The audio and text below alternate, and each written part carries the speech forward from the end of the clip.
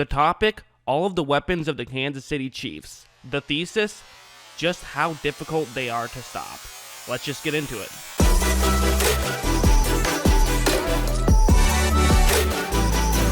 Okay, so I've heard it a lot about the Kansas City Chiefs weapons, and they do have quite a few.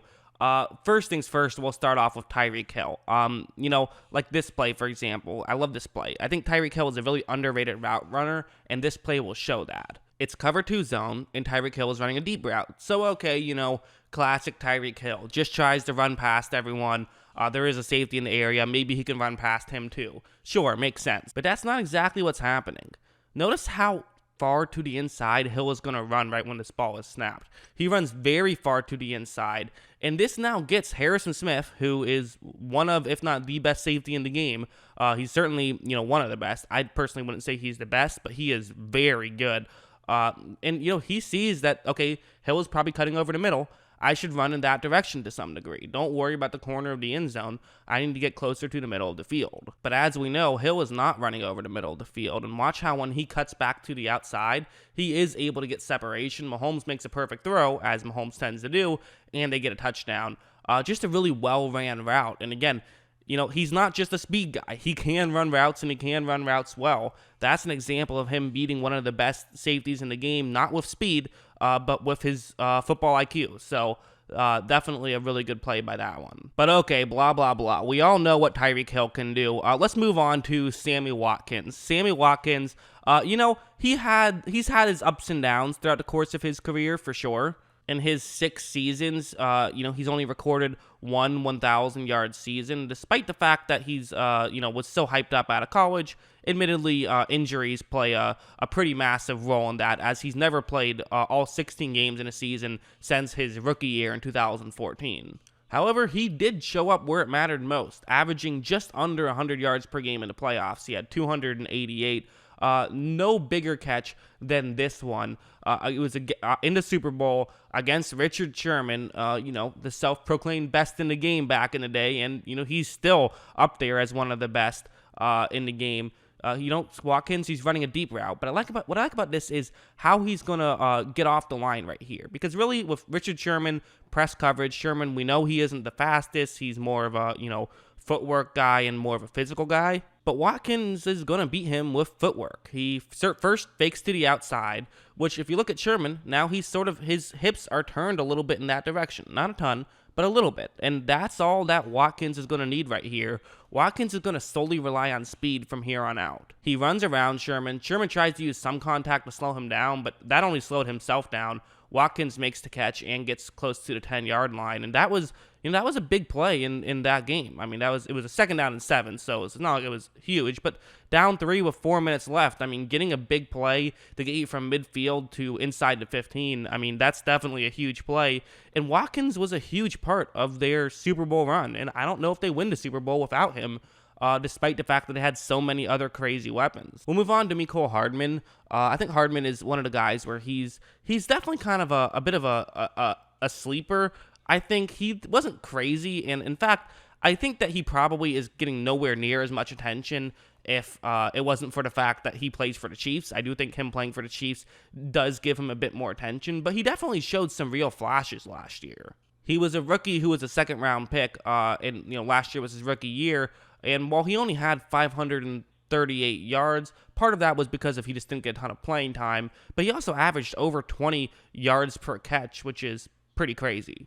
A couple of his big catches were actually just blown coverage, but this one wasn't. This one was his speed. It's cover 2 zone. He's running a deep route. That's the way this play is going to work. And right after the ball is snapped, you notice how the safety is totally just letting Hardman run to him. That's what he's doing.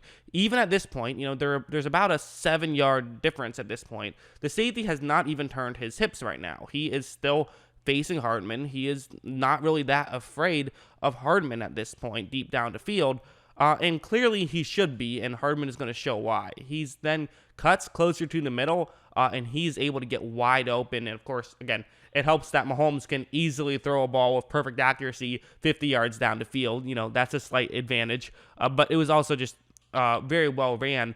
And, again, it's that speed. And he's shown some of those flashes that show maybe he could be a Tyreek Hill light. he has some work to do to get there, but, with Watkins and Hardman, they definitely have really good number 2 and 3 options, and Hill is obviously a clear number 1. And by the way, it's not just the receivers that are their weapons. Their receiving core is really good, but it's the other stuff that makes this weapons grouping fantastic. First, let's go with Kelce. On this play, it's cover 1 play, man coverage. That's the route he's running. Fakes it though he's going over the middle, runs to the outside. A lot of tight ends don't run these types of routes. A lot of tight ends really don't. A lot of tight ends, they're not running double moves. They're running very basic routes, setup routes largely. Sometimes just a route that's going to try to, get in a gap in coverage. And while, Kelce can run all of those as well, that's not what they use him for, and for good reason. Watch how well he runs this route. He's going up against a safety, but he still gets a ton of separation against the safety. And, that's kind of the thing where it's like, you sometimes say about a tight end, it's so difficult because if you put a defensive back on him, well, then he can just, overpower them. But if you put like a linebacker on them, then he can just sort of outrun them or, use footwork to get past them. Well, Kelce, he can use footwork and outrun defensive backs, so you're already in trouble. There's no real winning against Kelce. I mean, he's one of the best, if not the best, tight end in the game. I would probably say he's the best receiving tight end in the game. I don't think that's too controversial to say. I know Kittle's great too, but I would give, at least in the receiving, I would give Kelce the edge. They're both great blockers as well. I think I would give Kittle the edge in blocking, and then, take your pick as to what do you prefer, but yeah. And finally, last but not least, well, he might be least, but least well known, I guess, at this point, but still very good, Clyde Edwards-Helaire. The reason why I said that so slowly was because that's like my 10th take now, trying to say that. I don't know why that name was so hard. I'll call him CEH for the remainder of this video. But he's a really good receiving halfback, really good back in general. But the receiving halfback is what I think is more exciting this play. He's running a relatively basic route, just cuts to the outside, more of a check down route than anything.